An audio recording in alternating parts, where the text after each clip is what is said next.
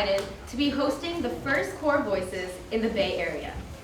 This project, this event, this showcase was the brainchild of several Kaurs who felt a void. A lack of female perspective in discussions of Sikhi, a lack of attention given to the struggles of the Sikh female body, a lack of power given to the female voice. These women are your sisters, your friends, daughters, activists, teachers, mentors, writers, and artists. They're the wives left behind on farms in Punjab. They're the children growing up alone because their father was taken away in '84. They're the women raped and sexually assaulted by men who see them nothing more than a female body. They're the innocent, growing into their breasts, seeing hair grow on their body, not sure whether they can be strong enough not to shave it. They're the students who question the gurus, who are trying to figure out whether the religion they grew up with is something they can commit to for the rest of their lives. They're the women who proudly wear the dastar as a symbol of that commitment. And they are figures of diaspora, navigating two cultures and one religion that seems foreign in a country that is home but not homeland. Tonight, all of us sitting here in this room are returning to the spirit of Guru Nanak. Tonight, we turn our full attention to the experiences of the Sikh women in our lives. You will hear the stories of 13 beautiful, strong Singhs and Kaurs. Some will be personal testimonies which share intimate details of individuals speaking for themselves. Others will be monologues written to represent the struggles of Kaurs that could not possibly be here tonight. In no way will we try to speak for all Sikh women, and in no way do we claim to cover the intense diversity of stories that Sikh women have to share. I ask that you take each piece as it is, as a story that deserves its own thought and reflection. Gurbani is special. It is intimate. It is given to us as a gift, and it is open to our interpretation. It is beautiful in this way, flexible and guiding. This piece is about Gurbani. It is about the power of interpretation. Let's talk about sexuality. I know it's the big elephant in the room. It usually is in any room, in any conversation, in any situation. But why should it be? Is it because society told us? Or is it because our mothers told us? But who am I kidding? My mom never said anything. She usually said, "Beta, ek galat nahi kari diya." We live in a world where balancing our Sikh identity and our American identity is an everyday challenge. Sikhs are a part of what Obama calls the broader American family. So we, as Sikhs, are working in a different space. And then, on top of this, we also need to figure out our sexuality. Damn. Usually we just hide it. I know I tend to. But I always question why. Isn't it natural? Sexuality. Let's think about it. What does it really mean? Wiki defines it as a capacity to have erotic experiences and responses, while dictionary.com defines it as a capacity for sexual feelings. So let's work within this framework. Why isn't something so natural ever discussed? Is it because American society parades sexual images on television, movies, music videos, and any other medium you can think of? And because it's American images, it doesn't allow room for my hyphenated identity, my Sikh hyphenated American identity? We're part of Obama's broader family. Does my sexuality need to be more tame? Is Sikh and American such a dichotomy? American sexuality is upfront, free, and sometimes it's vulgar. So my sexuality is automatically hidden, not free or proper? I reject that dichotomy. Foucault says that instead of sexuality being organized along binaries of normal and deviant, let's recognize that sexuality is also a social historical construct. So let's construct it. Let's construct a Sikh American sexuality which doesn't box us into labels, but allows us freedom to explore the nuances between those labels. We all have eyes, and I can't even count the times that I've thought, can I holler at you? Looking at while checking out Mr. Hazel-eyed, mocha-skinned, racial formations reading man at the local coffee shop. The amount of times I just said, F this, I'm gonna say hi to him. The times that I've thought about my own sexual orientation after discussions with my slightly confused college experimenting friends. Sikhi recognizes that we have those feelings, that we are human, natural. Sexuality is a creative power of God and meant to be enjoyed. Sex is a beautiful, creative act that allows the soul to take physical form. So let's celebrate it. We need to remember that Sikhi rejects blind acceptance. So when we're buying into a concept of hidden sexuality, we're buying into a social historical construct of it.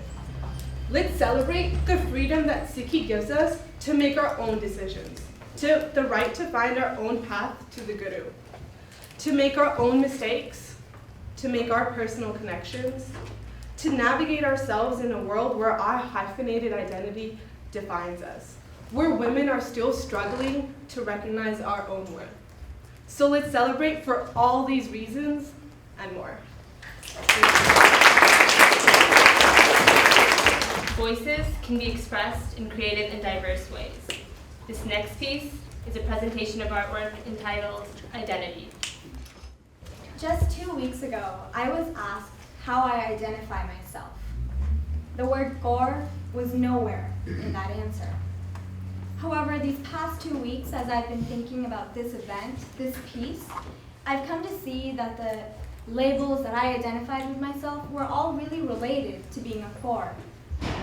Tonight, as you interpret my artwork and the other performances you hear, I want to take the time to share with you my interpretation of what being a Kaur means to me. Just so you know, I will be referencing my artwork throughout my monologue. My interpretation begins with how Kaurs outwardly portray themselves. For me, part of that portrayal is inextricably tied to me being a Sikh woman. The name Kaur given to us by Guru Gobind Singh Ji. Its historical and religious context defining how it became ours. And because it's ours, how we embrace it and manifest it in ourselves, in our appearance, in our actions, gives it meaning. As a Kaur, we are free to be feminine. We are free to embrace the flowers, the stereotypes, the dolls, the dresses. But more importantly, as a Kaur, we aren't tied down by social constraints. We can wield a sword, rebel against the stereotypes. Because as a Kaur, we have no boxes to fit inside, no obligation to color inside the lines. And because of that, we are equals to our gender counterparts. There's no authority of one over the other simply because of birth. There's only equality. The literal meaning of Kaur comes from the Sanskrit word Kanwar, meaning prince, and therefore Kaur has come to mean princess. When I first started thinking about this definition, I didn't like that it meant princess. However, as I thought more about it, I came to this conclusion. As a Kaur, I define who I am. And I don't see a Kaur as a princess who is fragile and weak, a damsel in distress just waiting for Mario to save her from Bowser. No. The group of Kaurs I'm talking about include Mata Gujri Ji, Mata Kivi Ji, Mai Pago Ji, Mata Sahib Kaur. These princesses instilled courage in others. They fought on the front lines alongside men long before the US sanctioned it. These princesses, they promoted equality. These princesses were leaders. In my artwork, I wanted to show that being a Kaur is not just the superficial, what others can see of us, what is on the surface of this space, but also how we as Kaurs see the world. A world full of possibilities, a new sun rising, a new day starting, every single moment. Thank you. Harpreet Kaur is an aspiring poet who lives in Scotland. Though she could not be here with us tonight, she wants to share with you an intimate struggle that she faces. In this harsh reality, where our feelings don't matter, we try to connect. Where do I find you? Where do I look?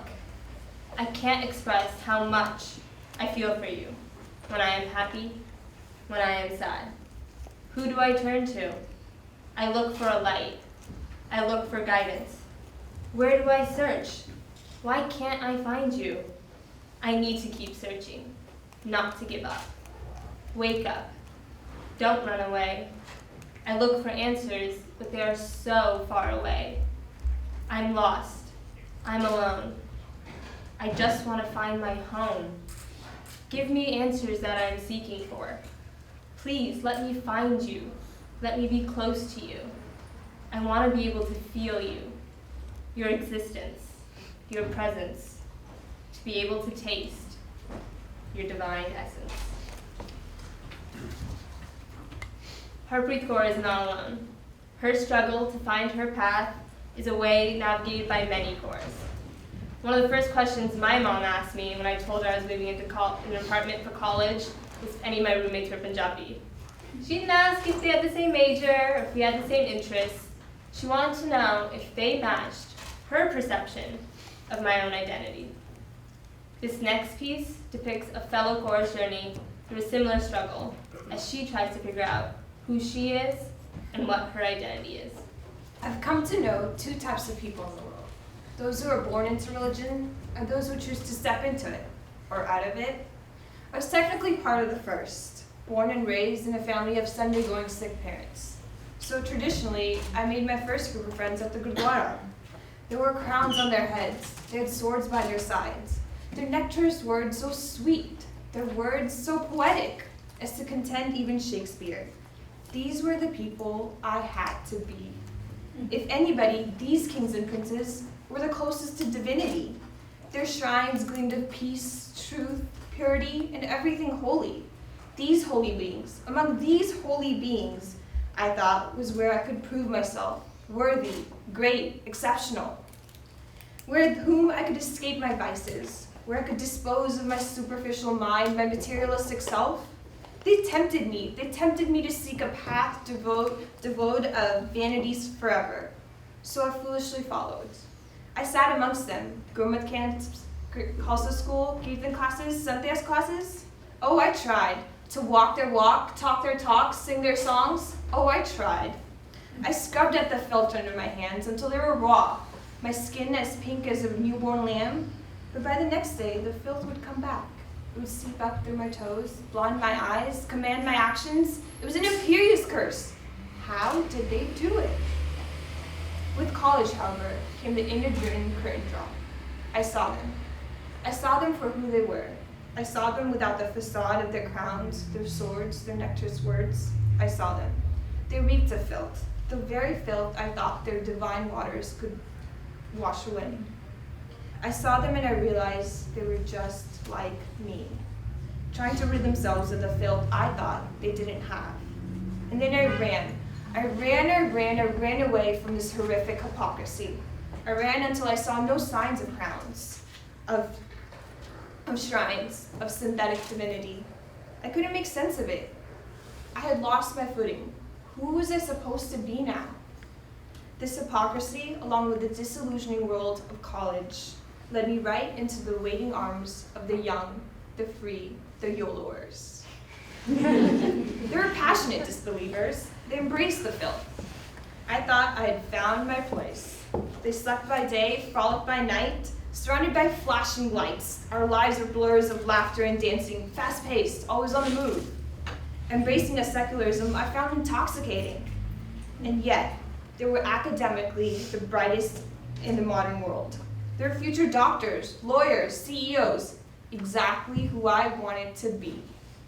But there was something off-putting about their smell, something unsettling about their liberal dress. Disinterested in their YOLO talk, disheartened by their no onions on Tuesday religion, from one hypocrisy to another. And yet, still not found a place for myself. I was neither comfortable wearing a Shamsielan's crown or adopting a YOLO or a scrappy religion. I was in nowhere land. Among one, I sought for more independence, understanding, uniformity. And in the other, I yearned for some semblance of structure, a reverence for some higher being. While a fit in neither, I identified with both. And at this crossroads, I became the second follower. The follower who was not born into religion, but chooses to step into it. I was an agnostic stepping into Sikhi. As a skeptic, I started questioning everything around me. I had taken for granted among my Sikh peers. And as a believer, I couldn't submit myself to the flashing lights. All my life, I was trying to put myself in a singular group to identify with, not realizing the duality of my thinking, my thoughts, my existence. I possessed a dual, conflicted religious existence, and I had to accept that. And as a skeptic Sikh, future CEO, part-time agnostic, Sunday-going Sikh, I'm finding my identity.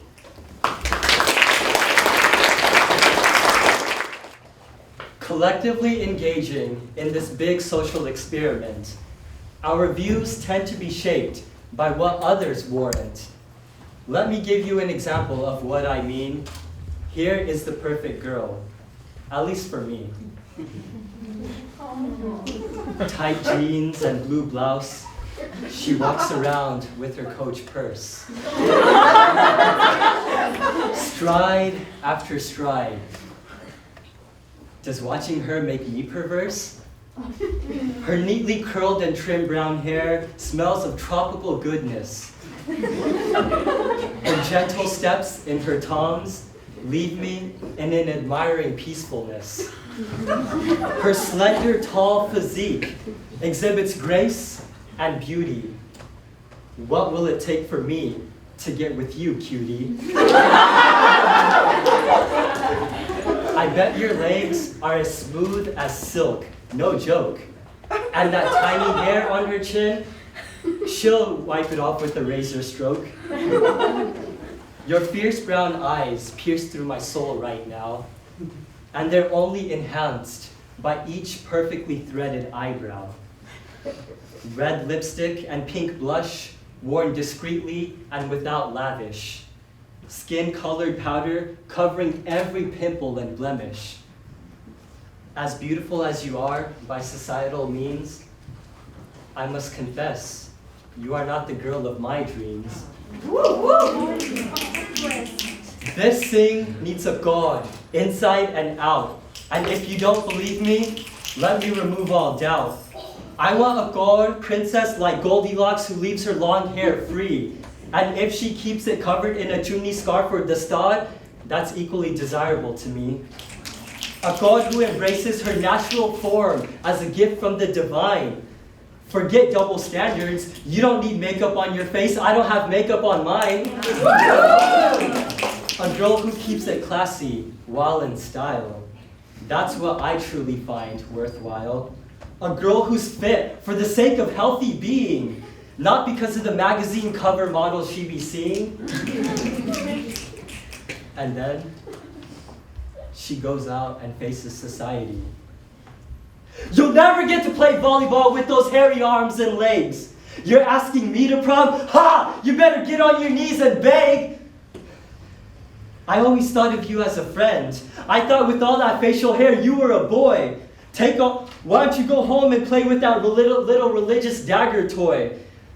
Take off that pretty red dress and show me how a Sikh girl gets down.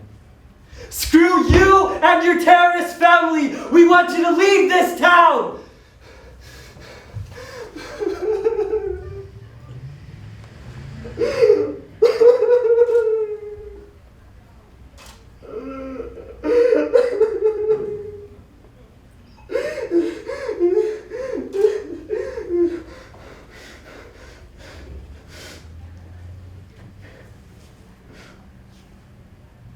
Why don't they accept me? No matter what I do, I've conformed and changed, and still they visibly abuse me until my soul is bruised blue.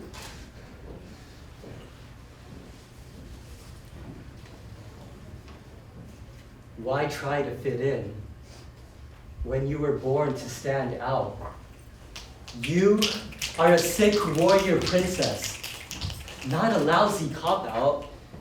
Outer natural beauty is all good and fine, but the inner core values are what truly transcend time. Your body is a temple because it is where Waheguru resides. A God who sees that will be the companion in whom I confide. I want a God who serves selflessly for all, one who'd rather be at a gurdwara than shopping at a mall. I want a God who makes an honest effort to do good. Sure, we're not perfect, but that doesn't mean we burn up our lives like firewood. I want a God who is courageous, loyal, loving, and kind. And if she chooses to, she can eloquently speak her mind. I want someone who imbibes the spirit of Mata Kivi Gujri Sahib God and Mai Paggo. A God who wants to make a difference and not just look forward to her wedding jaggo. All jokes aside, please linger on these last thoughts. Embrace your natural state and you'll find the perfect soulmate. Please don't let these mainstream Western standards define you. If you follow Guru's path, I'll stand right beside you. Don't cheat yourself. Act and remain how you would naturally be. Now you know what a perfect girl is, as defined by a Singh. And that Singh happens to be me.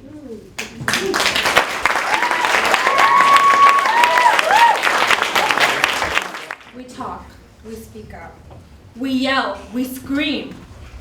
Yet no one seems to hear. What are we supposed to do? We frown, we tear up. We cry, we bawl. Yet no one seems to see. What are we supposed to do? No matter what we do, no one hears, no one sees. It doesn't matter if it's denial or if it's ignorance. We're unheard, unseen. What are we supposed to do? In the rare chance that we are seen or we are heard, it doesn't matter. Because we are the victims. We are seen as disobedient. We are seen as disloyal. For our voices, our tears, they mean nothing. They're a sign of shame, a sign of disrespect. What are we supposed to do? You think I'm talking about a scenario that existed years ago? You think this existed only during our grandparents' generation? You think everything is okay now? Think again.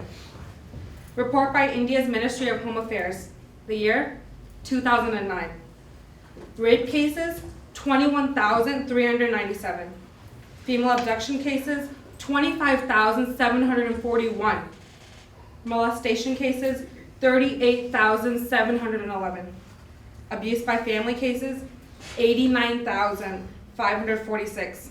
Cases reported in all of India, 203,804. But that's not even the worst yet. Recent studies show that in 2009, only 30% of the cases were reported in India. What happened to the other 70%, you may ask? Fear, fright, apprehension, they all took over. You may blame the victims. Speak out, you say. Don't stay quiet. But then what? What are we supposed to do? Watch our families get dishonored? Watch our husbands go to jail? Watch our own children grow up without their fathers? What are we supposed to do? So we decide not to say anything. But then what? Watch our children go through the same thing we went through? Watch our society become more and more unbearable day by day. Watch our lives transform from this wonderful, beautiful blessing to a burden. We're torn. To speak or never utter a single word. To cry our hearts out or just to hold it all in and put that smile on for the world. The answer is simple. We just seem to miss it. Stop the rape. Stop the abductions. Stop the molestation. Stop the abuse. Don't tell your daughters not to go out. Tell your sons to stop the discrimination. Don't tell your sisters to stop living their lives. Tell your brothers to stop ruining lives. We are Kaurs. We deserve the same respect as Singhs. We are equals. Shri Guru Nanak Dev Ji said, "From woman, man is born. Within woman, man is conceived. To woman he is engaged and married. woman becomes his friend. Through woman, the future generations come. When his woman dies, he seeks another woman. To woman he is bound. So why call her bad? From her, kings are born. From woman, woman is born. Without woman, there will be no one at all. Our guru left this advice for us 500 years ago. We still haven't understood it though. Enough is enough. It's time. It's time to stop wondering what are we supposed to do. It's time to stop the discrimination. It's time to start acting on the teachings of our guru, of our religion, of Sikhism. It's time to start respecting cars. Thank you.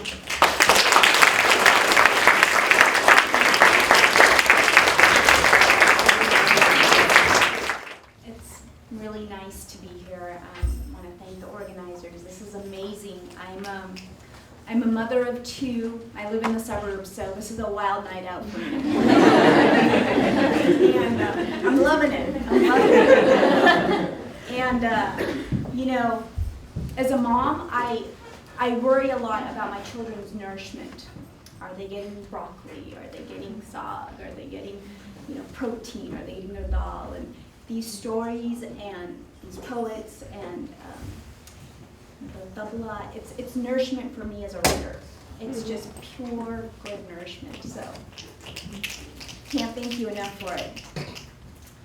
I've been there, so much of what you said has been on my mind, just given what's been going on in India. And I think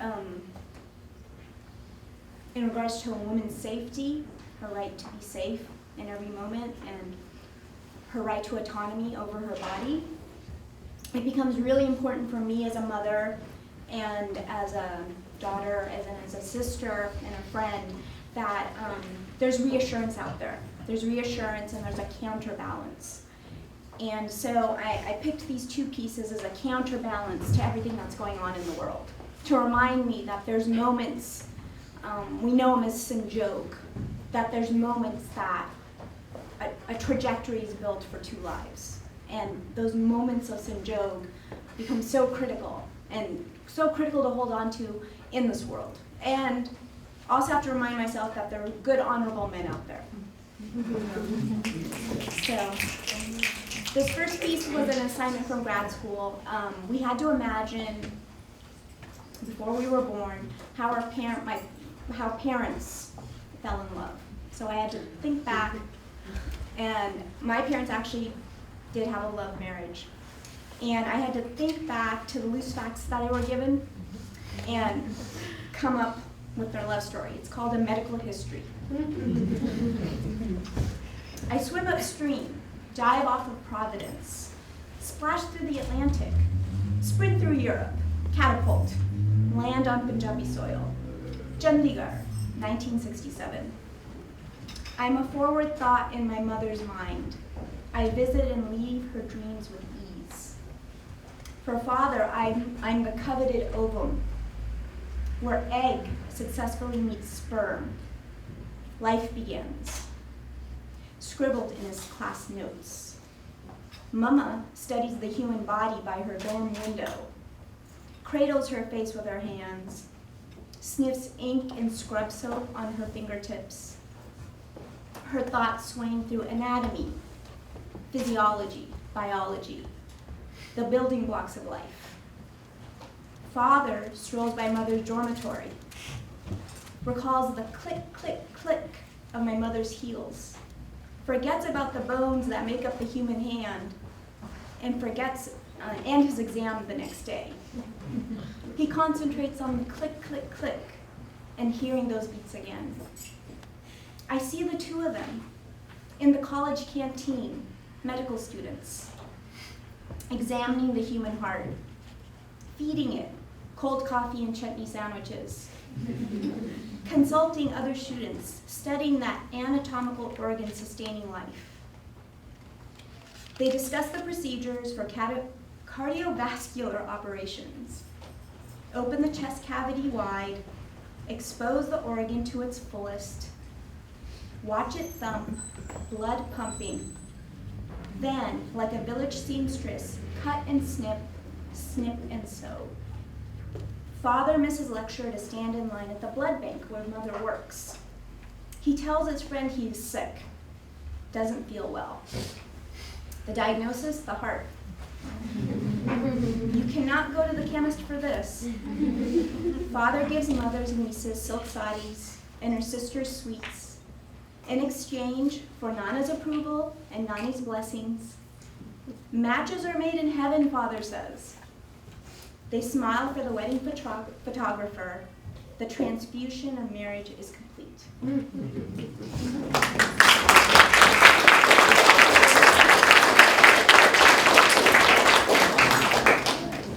I'm going to read one more piece.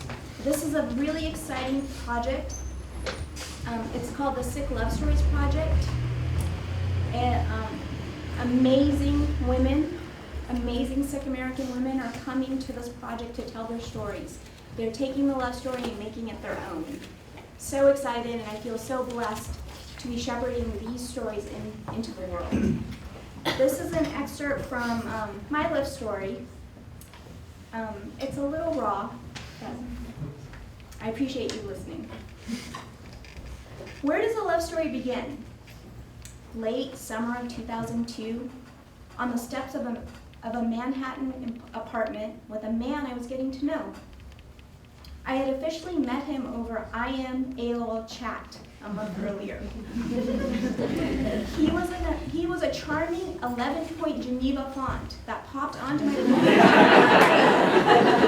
phone to say hello every so often. Looking at him, he breezed down the steps into a monsoon day in Manhattan. His stature tall, latte-skinned, and handsome. He wore a black turban, jeans, and layered a light blue sweater over a white t-shirt. A hint of a black strap inched its way out from under his t-shirt. It was his gatra. It struck me. I had met people who wore kirbans, but never entertained dating a person who wore one. Seeing that gatra secured me firmly in the present moment, and the ground beneath me felt a little firmer. I waited patiently for him to say something about it. Break out into lecture on Sikh awareness, or how important it is to be an Amritdhari. I waited, and I waited. I waited for him to ask me if I was one, or expected me to be one. We walked through Central Park, attempting a conversation in broken Punjabi. We then had sushi in his neighborhood as the rain endlessly poured down. All the while, his spiritual status never came up. That private world where he prayed was his and his alone. It simply was none of my business. And yet, the commitment that Gatra represented wasn't mine to step into. I had to create my own world centered in faith. All of it was something felt, not spoken. It wasn't clever conversation over coffee. It was acted upon. It was the squeeze of his hand and the lifetime in his eyes that he expressed how much he valued it. As I saw more of him and spent time with him, I realized we were having a deeper conversation. My questioning of the world met with his unspoken faith in it. His reserve equalized my chatter. My open heart invited his in. His resolve anchored me in my own spiritual journey. I started to think I could spend my life with this quiet strength, this unwavering faith of a man.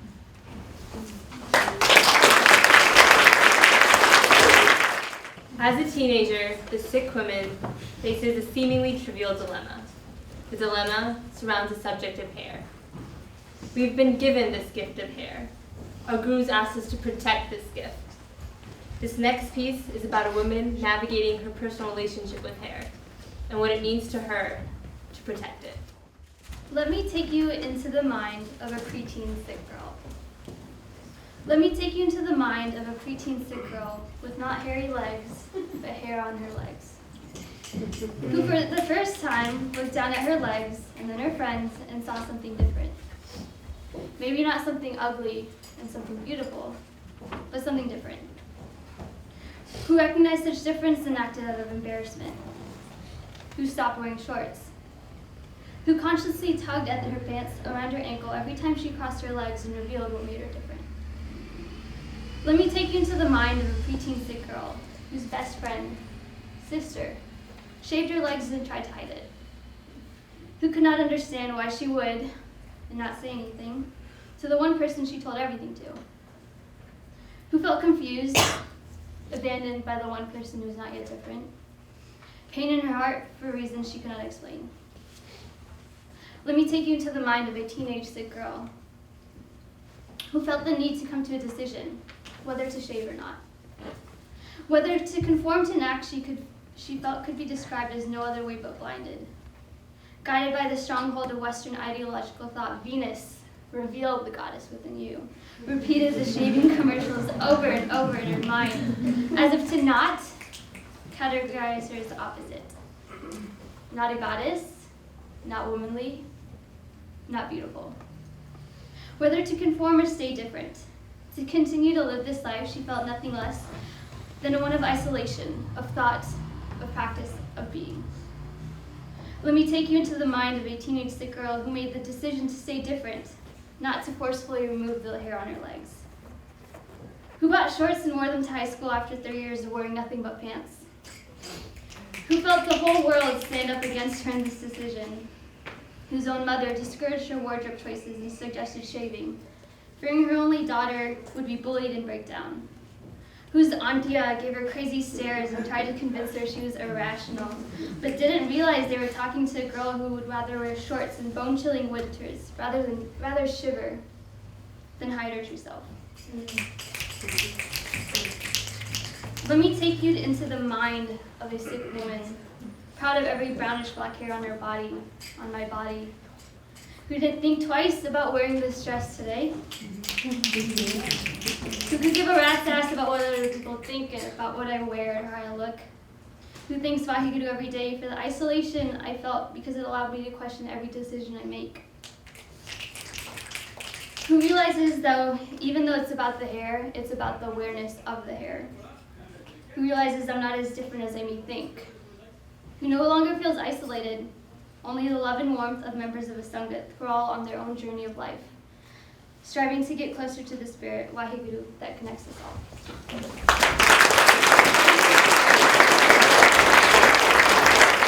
So I guess I'm here to talk about 1984, but what I didn't realize, that this all started way before.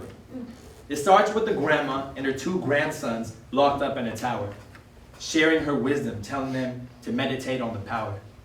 So picture them 3 hugging in the freezing cold.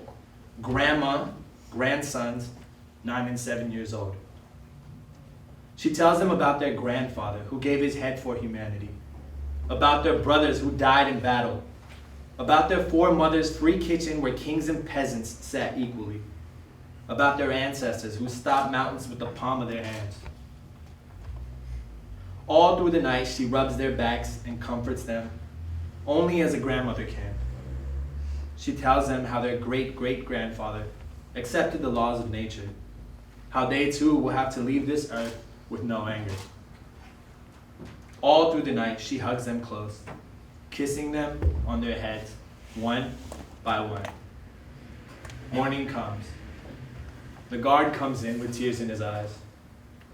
"Forgive me, O Mother of Kings, for this sin that I'm about to commit." She smiles back at him and tells him, "Child of mine, do not cry for my grandsons. They know the path they must walk."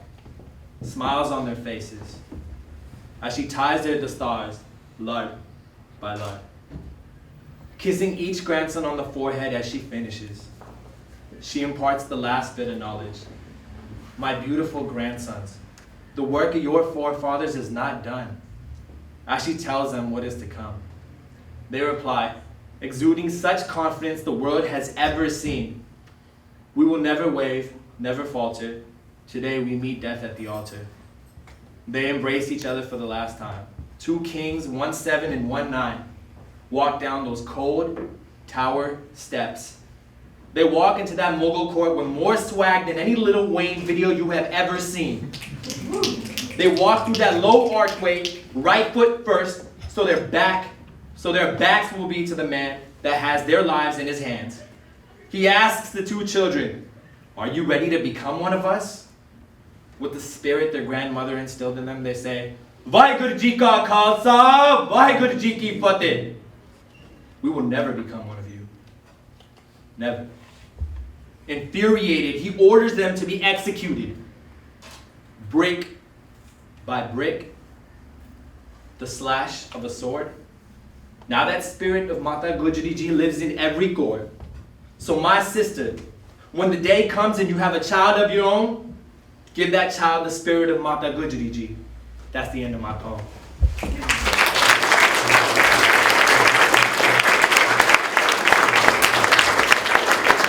I want to tell you something. Listen close. I am brown. Chocolate in its most delicious form. Covered in a hair that is perhaps too thick to be attractive. I am deep in a way a man could never know. I am acidic, a being no one can access unless I choose to neutralize. I am wise to hold the passion and love and tears that accumulate in lives that are always much more complicated than the first judgment that you passed about that chick over there. I am tight. I don't stand for shit. My lips are inviting, but only I can say yes. My hair flows, protecting the faith of innocence and consent and equality. Brown, they say. They call me brown. Woman of color, a category, and thus an inherent separation. There is tension here. I don't deserve more than you or you, but I also don't deserve less. This category creates for me a status of marginalization, someone to be taken care of. But it is within this framework that I stake my right to be a woman. We use this category to particularize certain female narratives in order to be heard and, more significantly, to be respected. And for what it's worth, I do embrace it. I must, because I am brown. Because this color of my skin is a privilege. Because the conversations that I've had with the sisters who understand my skin have made me think critically about who I am, where I'm going, and why it is incredibly important to always be cognizant of the diverse means by which we claim humanness. Because I straddle two worlds, both of which clash but ultimately make me feel full and wonderful, an interpreter not of maladies but of cultures, vastly different but continuously converging. I am daughter of diaspora. Homeland is a space I try to recreate in the decorations of my bedroom. I am still searching, but I have my skin, my brown skin. Reminder of my particular beauty, my particular story, my particular voice, and my particular power. I stand here tonight in recognition of the deep, the acidic, the wide, the tight complexity of brown. Thank